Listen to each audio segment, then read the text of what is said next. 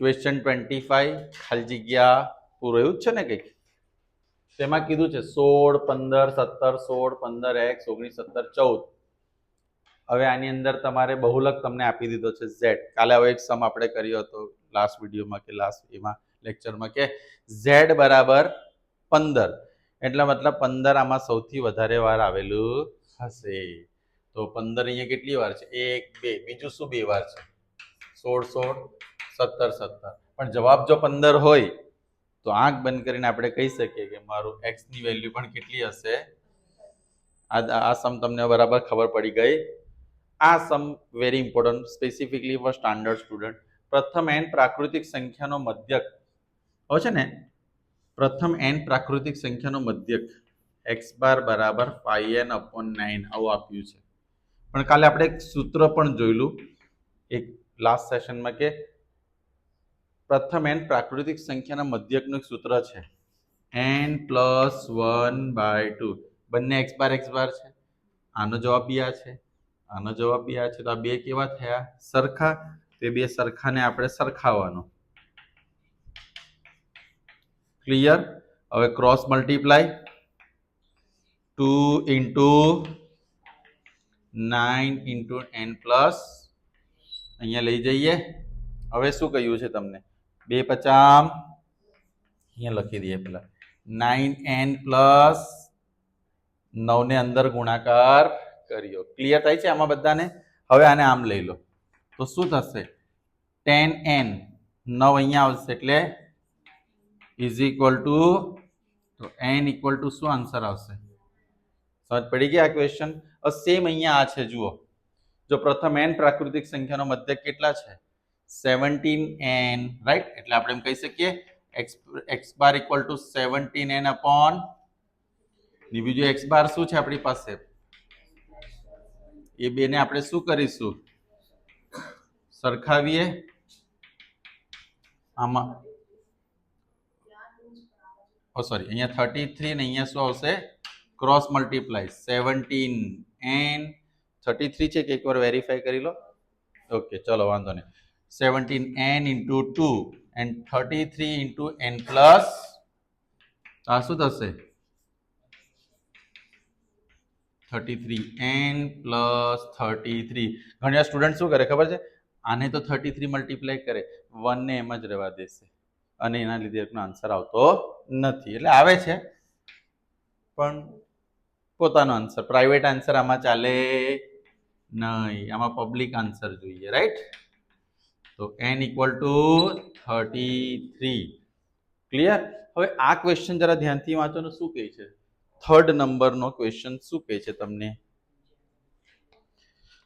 Third નંબરનો question એમ કહે છે નીચે આપેલા આવૃત્તિ વિતરણના મધ્યસ્થ વર્ગની અધસીમા જો મધ્યસ્થ વર્ગની કઈ સીમા અધઃ સીમા અને બીજું શું કીધું છે બહુલક વર્ગની ઉર્ધ્વ સીમા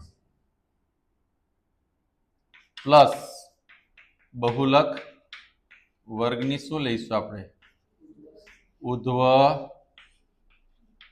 સીમા એ બેનો સરવાળો શોધવાનો છે કન્ફ્યુઝિંગ છે તો સૌથી પહેલા બહુલક વર્ગની કઈ સીમા બહુલકીય વર્ગ એટલે આમાંથી મોટા મોટી આવૃત્તિ કઈ છે તો બહુલકીય વર્ગ કયો થવાનો એમાં ઉર્ધ્વ સીમા કઈ છે પાક્કું પાક્કું ઓકે પણ મધ્યસ્થ વર્ગ શોધવા માટે મારે શું કરવું પડે સંચય આવૃત્તિ કોમ્યુટેટિવ ફ્રીક્વન્સી ફાઇન્ડ કરવી પડે 10 + 15 30 50 કેટલા થશે 60 તો n = શું આવ્યું n/2 66/2 that is 33 કોની વચ્ચે આવશે આની વચ્ચે આવશે ને એટલે મારા માટે આ કયું થયું મધ્યસ્થ વર્ગ આ કયું હતું z વાળું બરાબર છે તો મધ્યસ્થ વર્ગની શું પૂછી છે અધસીમા કઈ આવશે આનો આન્સર વેરીફાઈ કરો ને 30 આવે છે કારણ કે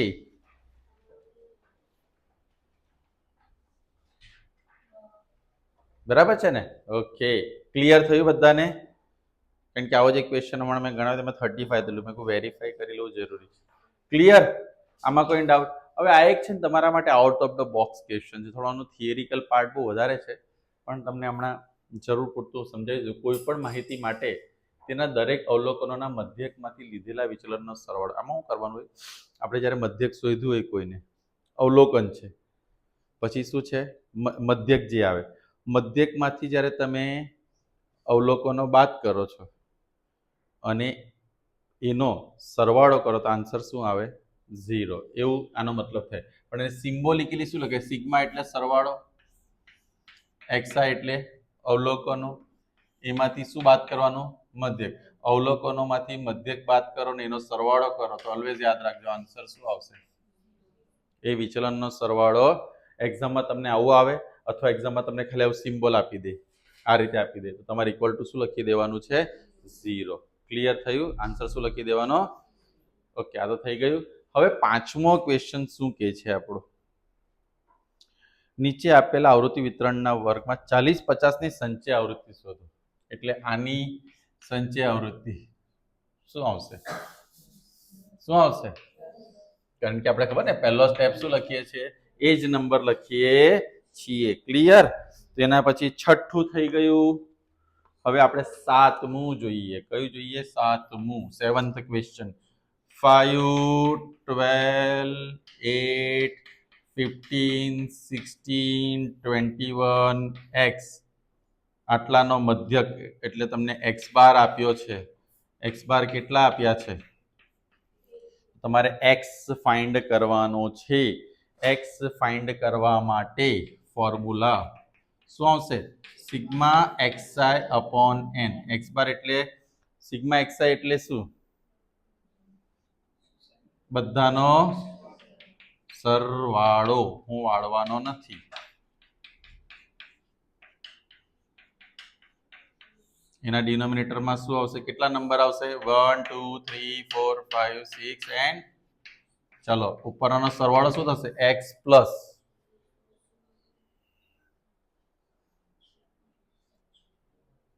બધા ટ્રાય કરો. અમુક જણા તો વિચારી આ લોકો વિચારી લેશે. કેટલા થાય છે? 58 થાય છે. ચાલો કોઈનું 7. આટલા એડિશનમાં બી બધાના 4 આન્સર આવે. એટલે બરાબર છે. શું આવશે? x bar equal to 77 upon. હવે ઘણા શું કરે ખબર છે? અને 11 7 જા કટ બી કરી નાખે. એ પોતાના જ રૂલ્સ બનાવીને ચાલતા હોય, અલગ જ દુનિયામાં. મજા આવે એમ.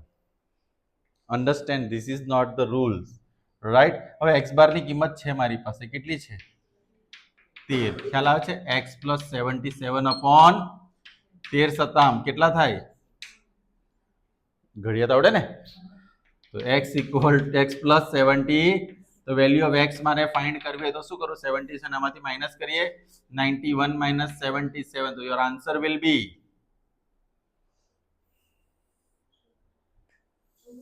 હે ભગવાન, હે પ્રભુ,